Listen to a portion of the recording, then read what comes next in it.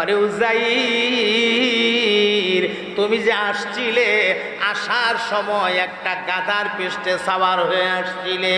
রে উযাইর, ওই যে গাধা, যেই গাধাটার পৃষ্ঠে সাওয়ার হইয়া তুমি আসছিলে, এই গাধাটা তুমি কোন জায়গাতে রাখছিলে তোমার কি মনে আছে? বলে হ্যাঁ আল্লাহ মনে আছে। তো তাহলে যাও যাও, ওয়ানজুর ইলা হিমারিক, তুমি গিয়া তোমার গাধাটারে দেখো। আমি আল্লাহ তোমার গাধার ভেতরে পৃথিবীর মানুষের জন্য আমি আল্লাহ নিদর্শন রেখে দিয়েছি, নিদর্শন। এমনি হযরত উযাইর একটা দৌড় মাইরা গাধাটার কাছে গেছে। ও ভাই, গাধা যেই গর্তের মধ্যে বাইদা রাখছিল, ওই গাধার কাছে গিয়া দেখে গাধা ময়রা ফচ্চা গইল্লা মাটির সাথে মিশে গেছে, হাড্ডিগুলি পর্যন্ত মাটিয়ে খেয়ে ফেলছে। সামান্য দু একটা হাড্ডি, দু একটা কঙ্কাল মাটির উপরে পইরা রইছে। এখন দাঁড়ায়া দাঁড়ায়া মনে মনে ভাবে আর কয় না, একদিনে তো গাধা ময়রা এমন হওয়ার কথা না, অর্ধেক দিনে তো গাধা ময়রা এমন হওয়ার কথা না। আসলে আমার আল্লাহর কথাটাই হলো সত্য। এ মুসলমান ভাইরা, আল্লাহ নোটিশ জারি করে দিলেন, রে উযাইর, ওয়ানজুর ইলাল ইযাম কাইফা নুনশিজুহা, তুমি তোমার গাদার হাড্ডিগুলির দিকে তাকায়া থাকো। আমি মহান আল্লাহ দেখবা কেমনে হাড্ডিগুলির জোড়া লাগাই তুমি তাকায়া থাকো। এমনি হযরত উযাইর গাদার হাড্ডিগুলির দিকে তাকায়া রইছে। তাকায়া রইলে দেখে হাড্ডিগুলি নিজে নিজে মাটি থেকে আলাদা হয়ে উপরে উঠছে। উপরে উঠা একটা আরেকটার সঙ্গে এইভাবে ঝাড়া মারতেছে, ঝাড়া নিজে নিজে মাটি শরীর থেকে সরাইতেছে। যে হাড্ডিটা ক্ষয় হয়ে গেছে, এই হাড্ডিটা অটোমেটিক পূরণ হয়ে যাইতেছে। যেই হাড্ডিটা একদম নাই, এই হাড্ডিটা নতুন করে সৃষ্টি হয়ে গেছে। আমার ভাই গো, হাড্ডিগুলো তৈয়ার হইয়া হাড্ডি অর্থাৎ কঙ্কালের একটা গাদা হয়ে গেছে। আল্লাহু আকবার বলে। কঙ্কালের গাদা হয়ে দাঁড়ায়া গেলে আল্লাহ রাব্বুল আলামিন কি করলেন? সুম্মা নাকসুহা লাহমা, সুম্মা নাকসুহা লাহমা, এই কঙ্কালের উপরে আল্লাহ গোশত ফিটিং করে দিলেন, গোশত। এরপরে আল্লাহ চামড়া দ্বারা প্যাকেটিং করলেন, একদম কমপ্লিট গাদাটা হয়ে গেলে আল্লাহ পাক তার ভেতরে প্রাণ দিয়া দিছে, তার ভেতরে রূহ দিয়া দিছে। রূহ দেওয়ার সঙ্গে সঙ্গে গাদাটা জিন্দা হয়ে গেছে।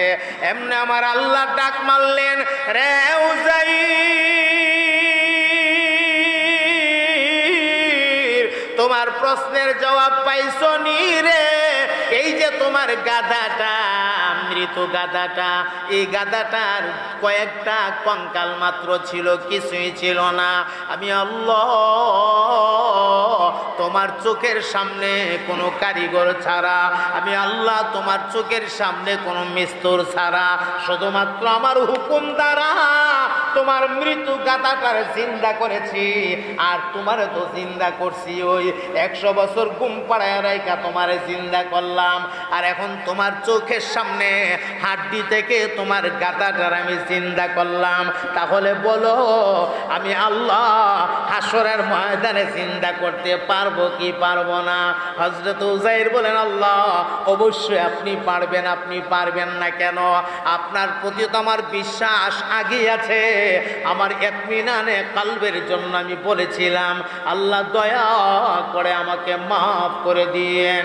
এমন সময় আমার আল্লাহ হযরত উযাইরের ডাক দিয়া বলেন, রে উযাইর,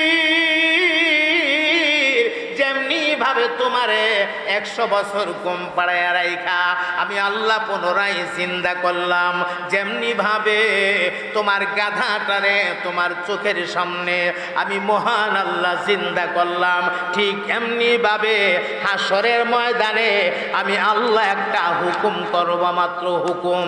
আমি শুধু বলবো কোন, আমি কোন বলার সাথে সাথে পৃথিবী সৃষ্টির পর থেকে নিয়ে কিয়ামত পর্যন্ত যত মাখলুক আমি দুনিয়াতে পাঠিয়েছিলাম, সমস্ত মাখলুক জিন্দা হইয়া হাসরের ময়দানে উঠে দাঁড়ায়া যাবে।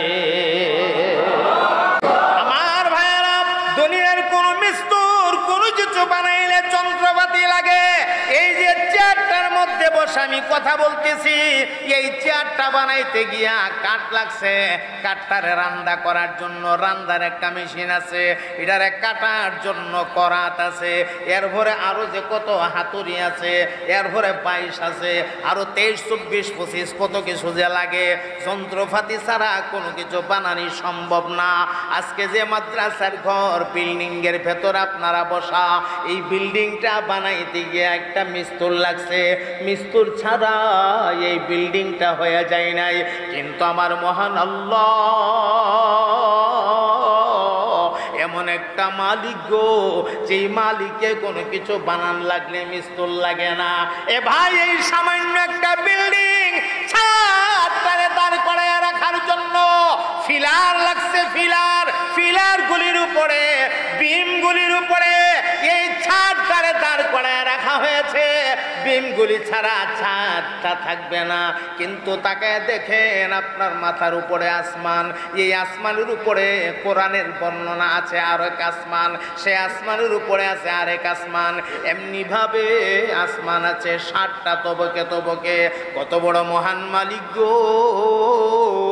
সারা দুনিয়া খুঁজা আসমানের একটা ফিলার পাইবেন না। ফিলার ছাড়া আসমানটার উপরে রাখতে পারেন যিনি, তিনি হলেন আমাদের আল্লাহ। আও কাল্লাযী মাররা আলা ক্বারিয়াতিন ওয়া হিয়া খাবিয়াতুন আলা উরুশিহা ক্বালা আন্না ইউহয়ী হাযিহিল্লাহু বা'দা মাউতিহা ফাআমাতাহুল্লাহু মিআতা আম সুম্মা বা'আসাহু ক্বালা কাম লাবিস্তা ক্বালা লাবিস্তু ইয়াওমান আও বা'দা ইয়াওম قال بل لبثت 100 عام فانظر إلى طعامك وشرابك لم يتسنى وانظر إلى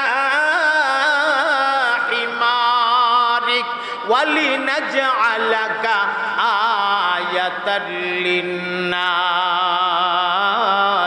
وانظر إلى العظام كيف ننشزها ثم نكسوها لحما فلما تبين له قال أعلم أن الله على كل شيء قدير। এই আয়াতটার মাধ্যমে 1 নাম্বার প্রশ্নের জবাব দেওয়া হয়েছে। রাইসুল মুফাসসিরিন হযরত আব্দুল্লাহ বিন আব্বাস ডাক দিয়া বলেন, এই 2 ভাইয়ের নাম আমার কাছ থেকে তোমরা নেও। একজনের নাম ছিল উযাইর। বলেন কি নাম? উযাইর। আরেকজনের নাম ছিল উযাইজ। পাশাপাশি 2টা নাম। একটা নামের শেষ অক্ষর র, আরেকটা নামের শেষ অক্ষর জা। উযাইর আর উযাইজ। কয়জন হইল? যমক সন্তান হইলে তখন দেখবেন নাম পাশাপাশি রাখে। একসাথে 2 ভাই জন্ম নিছে, একজনের নাম রাখছে হাসান, আরেকজনের নাম রাখছে হুসাইন। এমন হয় না? নাম পাশাপাশি হয়। হযরত আব্দুল্লাহ ইবনে আব্বাস ডাক দিয়া বলেন, একজনের নাম উযাইর, আরেকজনের নাম উযাইজ। ইহুদিরা ডাক দিয়া কয়, বিস্তারিত ব্যাখ্যা দাও। বিস্তারিত ব্যাখ্যা না দিলে মানি না। হযরত আব্দুল্লাহ বিন আব্বাস আল্লাহর কোরআনের আয়াত পয়রা পয়রা বিস্তারিত ব্যাখ্যা দিতেছে। দুই ভাই একসাথে জন্ম নিয়েছে, ক্রমান্বয়ে দুজন বড় হইতে লাগলো। হঠাৎ একদিন হযরত উযাইর একটা সফরে বের হলো। সফরে একটা কারিয়াতে গেলেন, একটা গ্রামে গেলেন। সেখানে গিয়ে দেখে এই গ্রামে কেউ নাই, পুরুষ নারী ছোট বড় কোনো মানুষ নাই, সব মানুষ মারা গেছে। কিছু মানুষের কঙ্কাল পইরা রইছে, কঙ্কাল। এই কঙ্কালগুলির মাঝখানে দাঁড়ায়া দাঁড়ায়া হযরত উযাইর আমার আল্লাহরে ডাক দিয়া কো, আল্লাহ, মানুষের মরণের পরে তুমি যে জিন্দা করবা এটা বিশ্বাস করি গো মাওলা, ভালোভাবে বিশ্বাস করি, অন্তর থেকে বিশ্বাস করি, বিশ্বাসের মধ্যে কোনো ভুল নাই। তবে মাওলা, তুমি কেমনে জিন্দা করবা একটা নজর যদি দেখতাম কলিজাটা ঠান্ডা হইতো। কেমনে বানাইবা এক নজর দেখতে চাই। আমি জানতে চাই মুসলমান, হাড্ডি দিয়া কঙ্কাল দিয়া বানানির মতো ক্ষমতা আপনাদের আল্লাহর আছে না? না, আরো জোরে বলেন আছে? এ মুসলমান, হাড্ডি দিয়া কেন গো? হাড্ডি দিয়া কেন? কিছু না থাকা থেকেও আমরা আল্লাহ বানাইতে পারে, পারে না?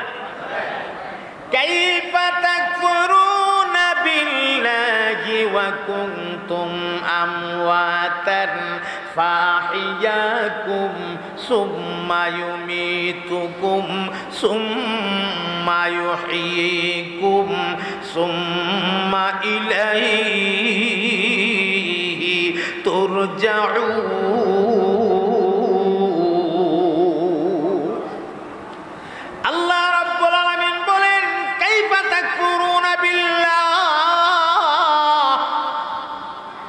কিভাবে আল্লাহর সঙ্গে তোমরা নাফরমানি করো? ওয়া কুনতুম আমওয়াতা, তোমরা ছিলে মৃত্যু। এখানে মৃত্যুর ব্যাখ্যা তাফসীরে আসছে, তোমরা কিছুই ছিল না, কিচ্ছু না।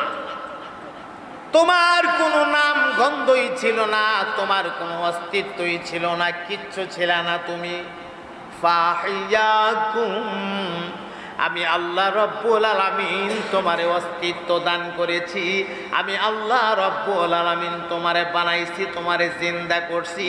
বান্দারে বানাইলাম তো ঠিক আছে, দুনিয়াতে পাঠাইলাম, তুমি জীবিত থাকবা হায়াত যতদিন আছে। এরপরে একদিন মরণ হবে, মরণ হওয়ার পরে শেষ না, আবার একদিন তোমাকে কবর থেকে উঠানো হবে হাসরের ময়দানে। আমি আল্লাহর দিকে তোমাকে রুজু হওয়া লাগবে। জীবনের সব ডাটা আমি রব্বুল আলামিনের দরবারে তোমাকে পেশ করা লাগবে। তাহলে বলেন, আমাদের বানানে ওয়ালা কে? আওয়াজ দিয়ে বলেন, আমাদের বানানে ওয়ালা কে? সুবহানাল্লাহ। এ ভাই, এখানে তো কঙ্কাল আছে, আপনাকে আমারে বানাইতে গিয়ে তো কঙ্কালও নাই। আপনি হয়তো যুক্তির খাতিরে বলতে পারেন কঙ্কাল নাই, কিন্তু নুতফা তো আছে। নুতফা আল্লাহ তো বলছেন নুতফা দিয়া বানাইছে, নাপাক পানি দিয়া, এটা তো আছে, এটা দিয়া তো বানাইছে, কিছু নাই থেকে তো বানাইছে না। তাহলে আমি আপনাকে প্রশ্ন করব, আদম নবীরে যে আল্লাহ বানাইছেন তখন কি ছিল? আদম নবীর আগে কি ছিল? মানুষ বলতে কি কেউ ছিল আদম নবীর আগে? মানুষের প্রথম মানবের নাম কি? বলেন বলেন বলেন। আদম আলাইহিস সালাতু ওয়াস সালাম মানব জাতির গোড়া বা শিকড়।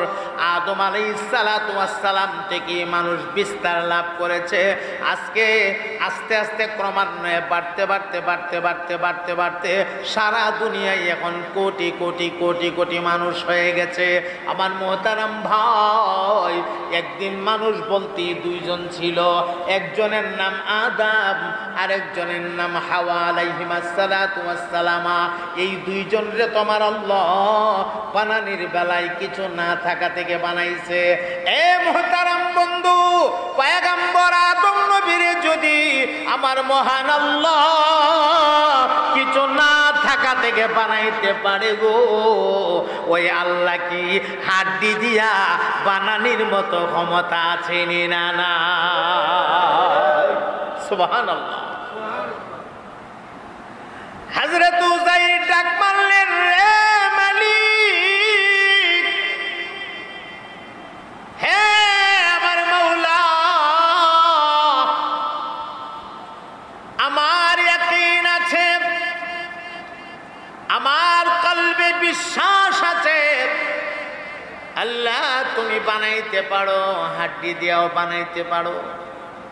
ইতমিনানে কলবের জন্য বলছি গো, কেমনে বানাইবা? একটা নজর যদি দেখতাম মনের মধ্যে একটু শান্তি পাইতাম। এমনি আমার আল্লাহ আজরাইল রে ডাক মারছে, আজরাইল রে জলদি যা, আমার উযাইরের জানটা কবজ করে নিয়া। দেখেন ঘটনাটা কেমনে ফেস লাগতেছে। আমার উযাইরের জানটা কবজ করে নিয়া। আজরাইল আলাইহিস সালাম আয়েশার সামনে হাজির। আসসালামু আলাইকা ইয়া ওয়ালি আল্লাহ। কে তুমি? কয় আমি আজরাইল। আমার কাছে কেন?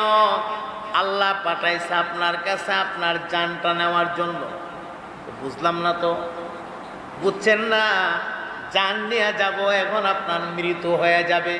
হযরত উযাইর ডাক দিয়া করে, আজরাইল, আল্লাহরে আমি বলছি মানুষের মরণের পরে কেমনে চিন্তা করে এক নজর আমি দেখতে চাই, আর আল্লাহ তোমারে পাঠাইছে আমার জান নেওয়ার জন্য।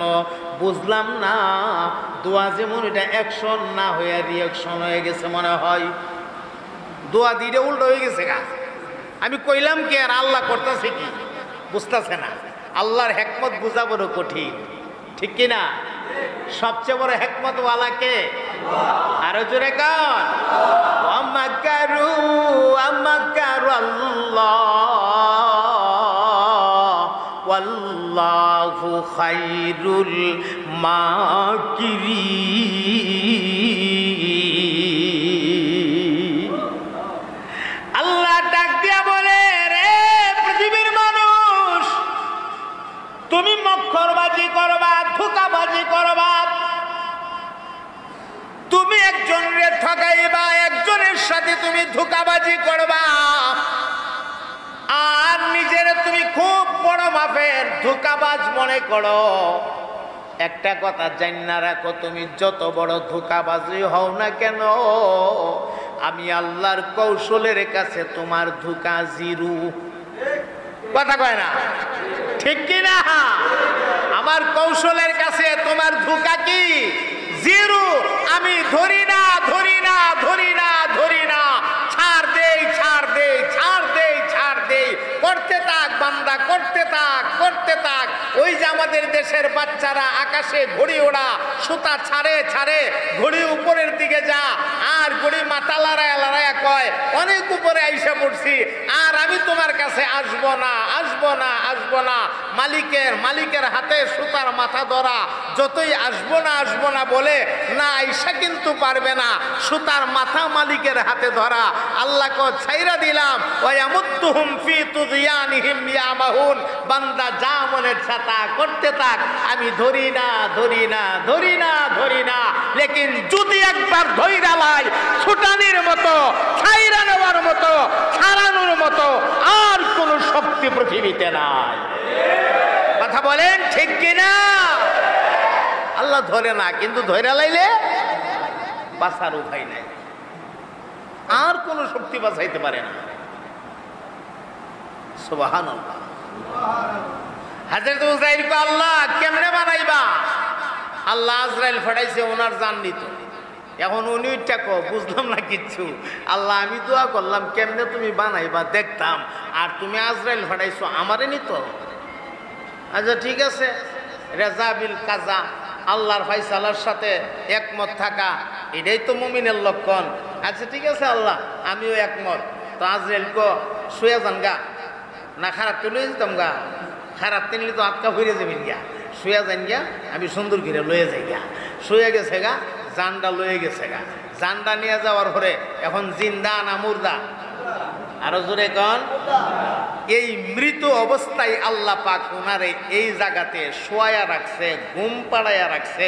একটা ফুকামাকড়ও ধরছে না, মাটিও ধরছে না।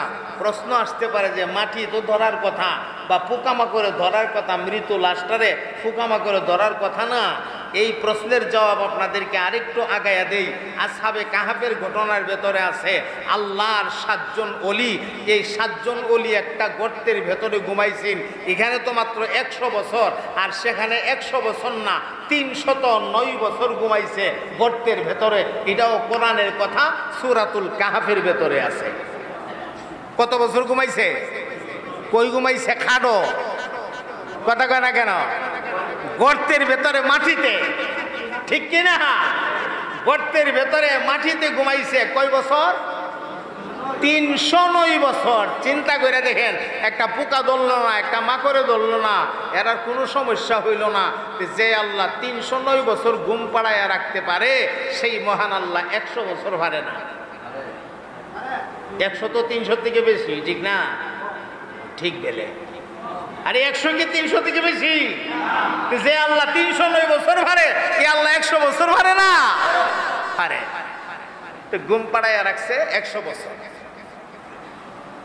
১০০ বছর পরে হযরতে উযাইরকে আল্লাহ উঠাইলেন। সুম্মা বাআসাহু, বাআসা ইয়াবআসু শব্দের অর্থ হইছে উঠানো। আল্লাহ কি করলেন? উঠাইলেন, এর মানে জিন্দা করলেন। ক্বালা কাম লাবিস্তা, জিন্দা কইরা আল্লাহ প্রশ্ন করলেন, কাম লাবিস্তা, কতদিন এখানে থাকছো, কতদিন?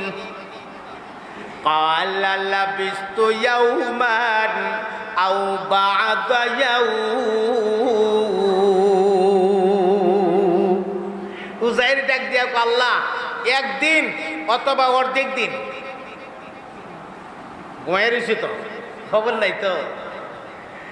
ডাক দিয়া কদিন? একদিন অথবা একদিনের অর্ধেক। ইয়াউমান আও বা'দা ইয়াউম, একদিন অথবা একদিনের কিছু অংশ, অর্ধেক দিন।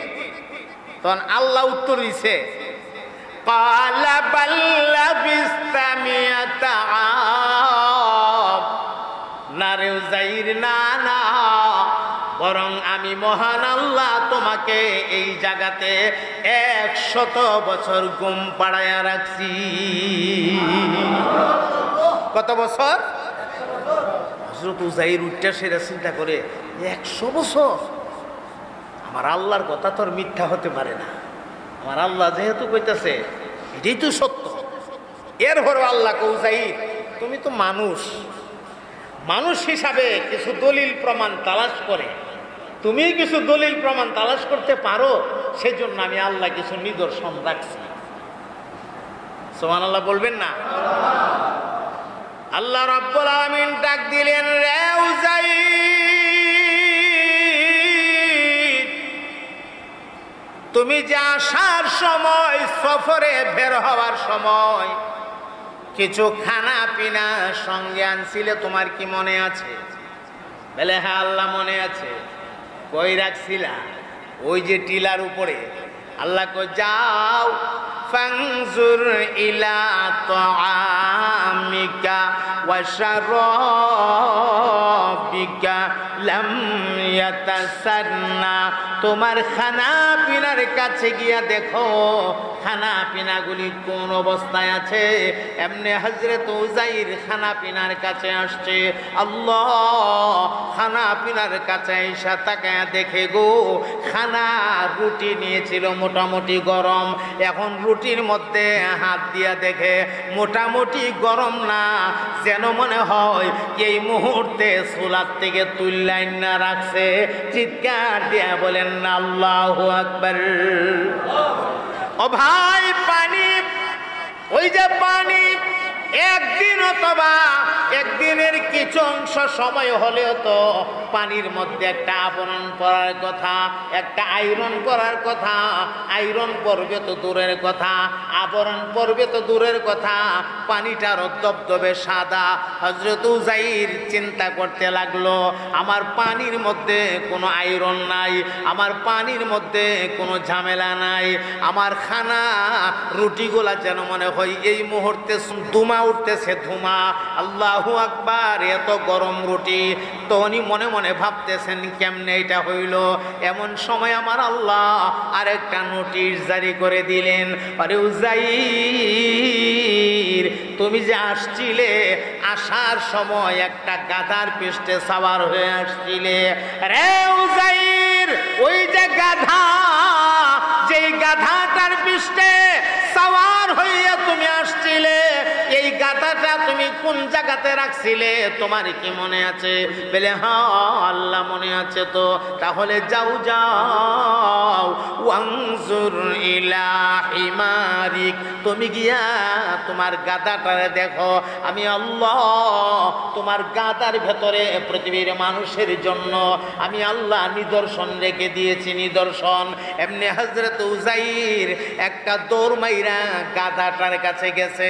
ও ভাই, গাধা যেই গর্তের মধ্যে বাইদা রাখছিল, ওই গাধার কাছে গিয়া দেখে গাধা ময়রা ফচ্চা গইল্লা মাটির সাথে মিশে গেছে, হাড্ডিগুলি পর্যন্ত মাটিয়ে খেয়ে ফেলছে।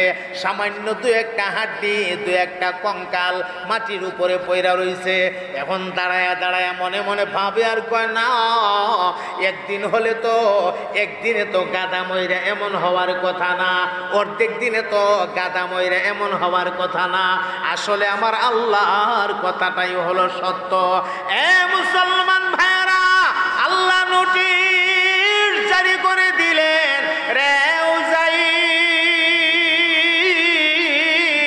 ওয়ানজুর ইলাল ইযাম কাইফা নুনশিজুহা, তুমি তোমার গাদার হাড্ডিগুলির দিকে তাকায়া থাকো। আমি মহান আল্লাহ দেখবা কেমনে হাড্ডিগুলির জোড়া লাগাই, তুমি তাকায়া থাকো। এমনি হযরত উযাইর গাদার হাড্ডিগুলির দিকে তাকায়া রইছে। তাকায়া রইলে দেখে হাড্ডিগুলি নিজে নিজে মাটি থেকে আলাদা হয়ে উপরে উঠছে। উপরে উঠটা একটা আরেকটার সঙ্গে এইভাবে ঝাড়া মারতেছে, ঝাড়া নিজে নিজে মাটি শরীর থেকে সরাইতেছে। যে হাড্ডিটা ক্ষয় হয়ে গেছে, এই হাড্ডিটা অটোমেটিক পূরণ হয়ে যাইতেছে। যেই হাড্ডিটা একদম নাই, এই হাড্ডিটা নতুন করে সৃষ্টি হয়ে গেছে। আমার ভাই গো, হাড্ডিগুলো তৈয়ার হইয়া হাড্ডি অর্থাৎ কঙ্কালের একটা গাদা হয়ে গেছে। আল্লাহু আকবার বলে কঙ্কালের গাদা হয়ে দাঁড়ায় গেলে আল্লাহ রাব্বুল আলামিন কি করলেন? সুম্মা নাকসুহা লাহমা, সুম্মা নাকসুহা লাহমা, এই কঙ্কালের উপরে আল্লাহ গোশত ফিটিং করে দিলেন, গোশত। এরপরে আল্লাহ চামড়া দ্বারা প্যাকেটিং করলেন, একদম কমপ্লিট গাদাটা হয়ে গেলে আল্লাহ পাক তার ভেতরে প্রাণ দিয়া দিছে, তার ভেতরে রূহ দিয়া দিছে। রূহ দেওয়ার সঙ্গে সঙ্গে গাদাটা জিন্দা হয়ে গেছে। এমনি আমার আল্লাহ ডাক মারলেন, রে উযাইর, তোমার প্রশ্নের জবাব পাইছো নি রে? এই যে তোমার গাধাটা, মৃত গাধাটা, এই গাধাটার কয়েকটা কঙ্কাল মাত্র ছিল, কিছুই ছিল না। আমি আল্লাহ তোমার চোখের সামনে কোনো কারিগর ছাড়া, আমি আল্লাহ তোমার চোখের সামনে কোনো মিস্ত্রি ছাড়া, শুধুমাত্র আমার হুকুম দ্বারা তোমার মৃত গাধাটার জিন্দা করেছি। আর তোমারে তো জিন্দা করছি, ওই 100 বছর ঘুম পাড়ায় রাইখা তোমারে জিন্দা করলাম। আর এখন তোমার চোখের সামনে হাড্ডি থেকে তোমার গাধাটার আমি জিন্দা করলাম। তাহলে বলো আমি আল্লাহ হাসরের ময়দানে জিন্দা করতে পারবো কি পারবো না? হযরত উযাইর বলেন, আল্লাহ অবশ্যই আপনি পারবেন। আপনি পারবেন না কেন? আপনার প্রতি তো আমার বিশ্বাস আগেই আছে।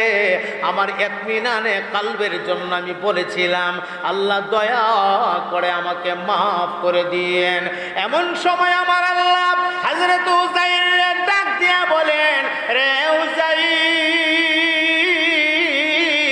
যেমনি ভাবে তোমারে 100 বছর ঘুম পাড়ায় রাইখা আমি আল্লাহ পুনরায় জিন্দা করলাম, যেমনি ভাবে তোমার গাধাটারে তোমার চোখের সামনে আমি মহান আল্লাহ জিন্দা করলাম, ঠিক এমনি ভাবে হাসরের ময়দানে আমি আল্লাহ একটা হুকুম করব, মাত্র হুকুম। আমি শুধু বলবো কোন, আমি কোন বলার সাথে সাথে পৃথিবী সৃষ্টির পর থেকে নিয়ে কিয়ামত পর্যন্ত যত মাখলুক আমি দুনিয়াতে পাঠিয়েছিলাম সমস্ত মাখলুক জিন্দা হইয়া হাসরের ময়দানে উঠে দাঁড়ায়া যাবে।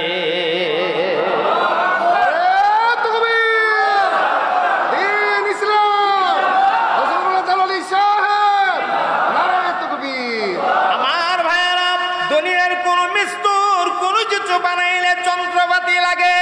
এই যে চেয়ারটার মধ্যে বসে আমি কথা বলতেছি, এই চেয়ারটা বানাইতে গিয়া কাঠ লাগছে, কাঠটারে রান্না করার জন্য রান্নার একটা মেশিন আছে, এটারে কাটার জন্য করাত আছে, এরপরে আরো যে কত হাতুড়ি আছে, এরপরে 22 আছে, আরো 23, 24, 25 কত কিছু যে লাগে। যন্ত্রপাতি ছাড়া কোনো কিছু বানানি সম্ভব না। আজকে যে মাদ্রাসার ঘর বিল্ডিং এর ভেতর আপনারা বসা, এই বিল্ডিংটা বানাইতে গিয়ে একটা মিস্তুর লাগছে, মিস্তুর ছাড়া এই বিল্ডিংটা হয়ে যায় নাই। কিন্তু আমার মহান আল্লাহ এমন একটা মালিক গো, যেই মালিকে কোনো কিছু বানান লাগলে মিস্তুর লাগে না। এ ভাই, এই সামান্য একটা বিল্ডিং ছাদটারে দাঁড় করায় রাখার জন্য ফিলার লাগছে, ফিলার গুলির উপরে, বিমগুলির উপরে এই ছাদটারে দাঁড় করায় রাখা হয়েছে। বিমগুলি ছাড়া ছাদটা থাকবে না। কিন্তু তাকে দেখেন আপনার মাথার উপরে আসমান, এই আসমানের উপরে কোরআনের বর্ণনা আছে আর এক আসমান, সে আসমানের উপরে আছে আরেক আসমান, এমনি ভাবে আসমান আছে 60টা তবকে তবকে।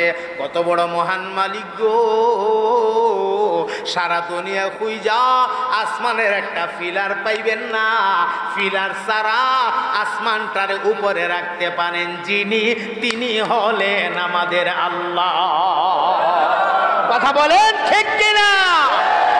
দুনিয়াতে যারা নাস্তিক মতবাদ লালন করে, এক নাস্তিকের কথা আমি শুনছিলাম, হুজুরের বয়ানে পুল দইরা বলতেছে নিচের থেকে কোনো খুঁটি নাই, কিন্তু তোমরা জানো না উপর থেকে টানা দেওয়া আছে, টানা উপর থেকে বেলা আসমান টানা দিয়া রাখছে। আমি ওই নাস্তিকের কাছে প্রশ্ন রাখতে চাই, হ্যাঁ মানলাম, তর্কের খাতিরে তোমার কথাটা মানলাম, উপর থেকে যদি টানা থাকে, আচ্ছা প্রথম আসমানটা টানা দেওয়া আছে দ্বিতীয় আসমানের সাথে, তাহলে দ্বিতীয় আসমানটা কেমনে আছে? বলে এটা তৃতীয় আসমানের সাথে টানা দেওয়া, তাহলে তৃতীয় আসমান কেমনে আছে? বলে এটা চতুর্থ আসমানের সাথে টানা দেওয়া, তাহলে চতুর্থ আসমান কেমনে আছে? বলে পঞ্চম আসমানের সাথে টানা দেওয়া, পঞ্চম আসমান কেমনে আছে? বলে ষষ্ঠ আসমানের সাথে টানা দেওয়া, ষষ্ঠ আসমান কেমনে আছে? বলে সপ্তম আসমানের সাথে টানা দেওয়া। আরে সপ্তম আসমান কেমনে আছে? বলে লৌহের সাথে টানা দেওয়া। আরে লৌহ কেমনে আছে? বলে কলমের সাথে টানা দেওয়া। আরে কলম কেমনে আছে? বলে আরশের সাথে টানা দেওয়া। তাহলে আমার প্রশ্ন, আরশের উপরে তো আর কিচ্ছু নাই, আরশটা মনে হয় ওই নাস্তিকের বাবার মাথাতে আছে। কথা বলেন ঠিক কিনা? তাহলে বলেন নিচের থেকে যেমন খুঁড়ি নাই, উপরেও টানা নাই। কথা বলেন ঠিক কিনা? যারা বিমানে সফর করছেন তাদের উদ্দেশ্যে একটা মেসাল দেই।